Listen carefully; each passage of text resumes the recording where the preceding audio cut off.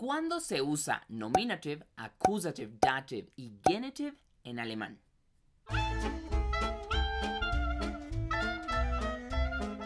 Hola, yo soy Luigi del canal de la lengua y el día de hoy vamos a hacer una guía rápida para saber cuándo utilizar cada caso en alemán. Quisiera nada más decir que esta no es una guía comprensiva de la construcción del caso en determinantes, en adjetivos, en sustantivos. No vamos a ver cómo se construye, sino que más bien nos interesa cuándo se usa cada uno de los casos. Pero coméntame aquí abajo si te gustaría un video en donde desglosar exactamente cómo se construye el caso en diferentes clases de palabra. Así que comencemos. Lo primero que tenemos que saber es ¿qué es un caso? Un caso es un morfema, o sea, una parte de una palabra que nos indica qué función sintáctica desempeña esta palabra.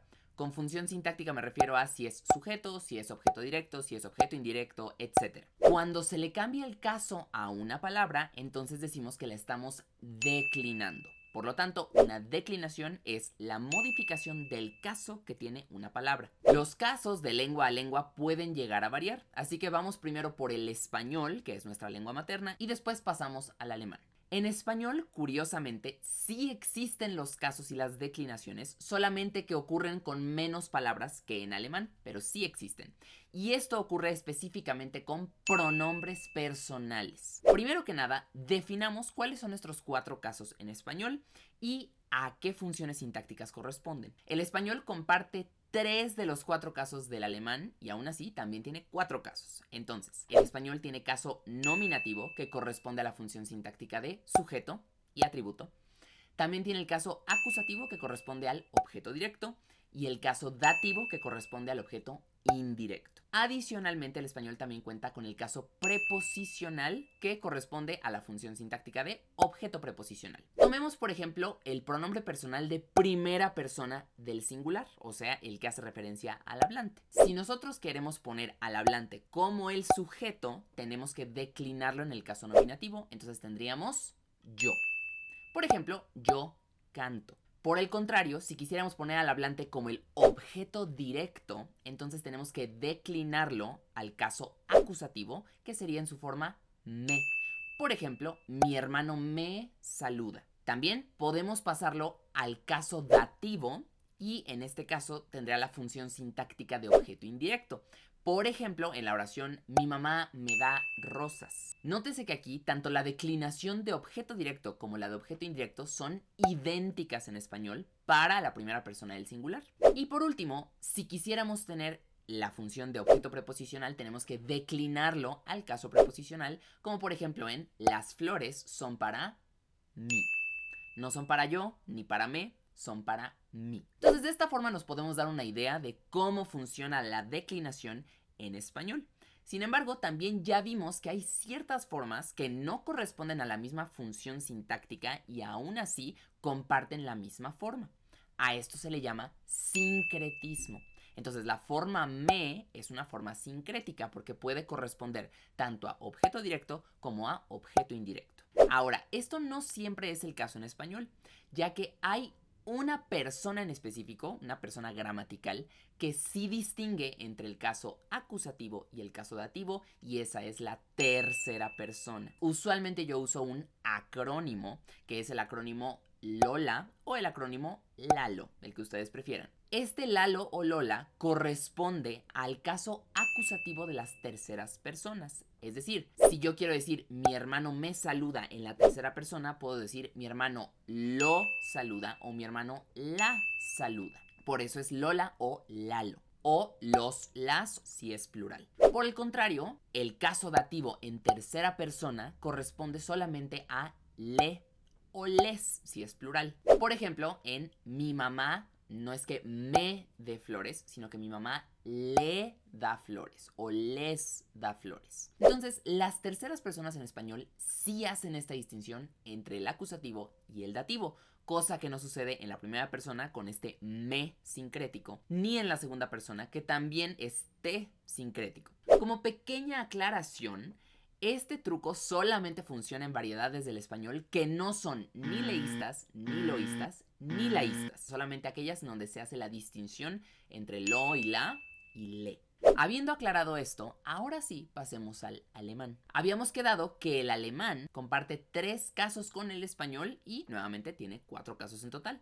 Entonces, estos son el caso nominative, que nuevamente corresponde a sujeto y atributo. Como pequeño dato, el atributo es esta parte de la oración que siempre está después de un verbo copulativo, como por ejemplo, él es mi hermano. Er ist mein Bruder. Tenemos también el caso accusative, que nuevamente es el objeto directo. Tenemos el caso dative, que vuelve a corresponder al objeto indirecto.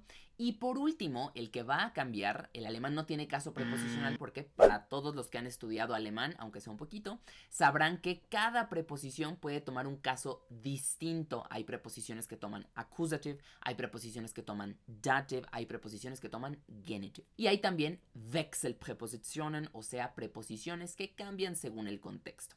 Entonces es por esto que el alemán no toma un caso preposicional, sino que más bien toma un caso genitivo. El caso genitivo básicamente es una manera de establecer una asociación entre 2 o más palabras del alemán. La relación más común o esta asociación más común es de posesión. Entonces el genitive en alemán usualmente marca al poseedor. Por ejemplo, die Blumen des Lehrers. Entonces aquí estamos marcando al poseedor, o sea, las flores del profesor. Es lo mismo que hace la preposición genitiva del español de las flores del profesor. Entonces, vamos ahora sí con nuestros ejemplos. Vamos a tomarlos directamente de las traducciones del español. En nominative podemos tener al sujeto. Yo canto sería ich singe. Mi hermano me saluda sería mein Bruder begrüßt mich. Mi mamá me da flores sería meine Mutter gibt mir Blumen. Y bueno, el genitive sería die Blumen des Lehrers. Entonces, hasta aquí los casos que a lo mejor pueden ser los más sencillos de utilizar son nominative, porque lo único que tenemos que hacer es identificar al sujeto, y genitive, porque lo que tenemos que identificar es al poseedor de algo más. Aquí nos queda el reto más complicado, por así decirlo, por lo menos para los hispanohablantes, que es distinguir un accusative de un dative. Y la razón por la que nos llega a costar un poco de trabajo es justamente porque en español hay ciertas formas del acusativo y del dativo que no se distinguen, como ya lo vimos con me, con te, con nos. Pues el día de hoy me gustaría simplemente darles un pequeño consejo para que se les complique mucho menos identificar si algo es accusative o si algo es dative. Y esto es, pasen el ejemplo que tengan a tercera persona en español y resuelvan la ambigüedad. Si en este ejemplo ustedes utilizan un pronombre como lo, los, la o las, entonces están ante un accusative object. Si por el contrario utilizan en español un pronombre como le o les, entonces están ante un dative object. Vamos a hacer esta prueba con 5 ejemplos en alemán. El primero es ich schreibe einen Brief. Dir. Ich schreibe dir einen Brief. Yo te escribo una carta. Aquí el te es segunda persona. Vamos a pasarlo a tercera persona para ver cuál encaja mejor, si un lo o un la o un le. Entonces aquí tenemos yo le escribo una carta o yo lo escribo una carta. Lo prototípico en español sería decir yo le escribo una carta y por lo tanto es un dativo, es un objeto indirecto. Entonces es un dative object. Por eso utilizamos el caso dative. Segundo ejemplo. Wann besuchst du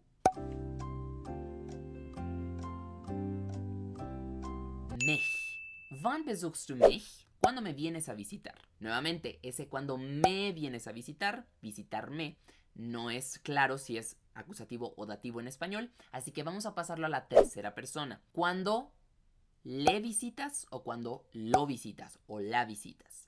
Entonces aquí queda mucho mejor Lalo o Lola. Entonces estamos ante un accusative object. Es un objeto directo. Visitarlo o visitarla. Por lo tanto, ese me del español corresponde a acusativo. No a dativo, lo mismo en alemán. Vamos con el tercer ejemplo. Gefällt die Musik?